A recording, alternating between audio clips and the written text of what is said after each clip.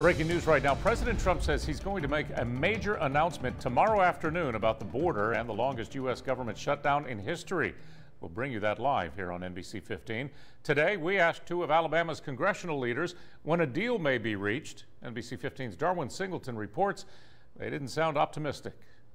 When it comes to the shutdown, leaders in Washington have a lot to say. The problem is, they're just not saying much to each other. What do they want? Well, we're at an impasse. Today, two of Alabama's Republican members of Congress spoke to constituents here along the Gulf Coast, and at the top of their list, the 28-day government shutdown. Senator Richard Shelby was at a Chamber Commerce breakfast downtown, and a few miles away, Representative Bradley Byrne holding a town hall meeting in Tillman's Corner. But they might as well have been in the same room reading from the same script, a script titled, "Democrats, Hurry Up and Compromise." I think the Senate can do better than that. I do agree with the president to protect the borders. I think he's right on that. I think the Democrats need to come to the table and quit playing politics. I don't know what more President Trump can do.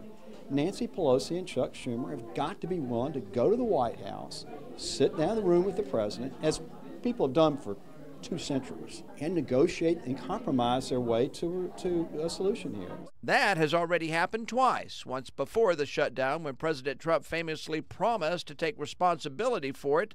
The second time just last week, when President Trump walked out of a White House meeting after House Speaker Nancy Pelosi said no wall at all at the border. So who can break the impasse? Shelby sounds like he's willing to try. I believe I could work it out if I had the okay from my caucus. But we'll see where it is. But the sooner the better. I don't see it happening overnight. We need to quit this silly tit-for-tat stuff, sit in the room, work it out. It won't take that long once we get to the point where we're negotiating, and move on. Get the government open again, do the stuff we got to do to protect the border. In Mobile, Darwin Singleton, NBC 15 News.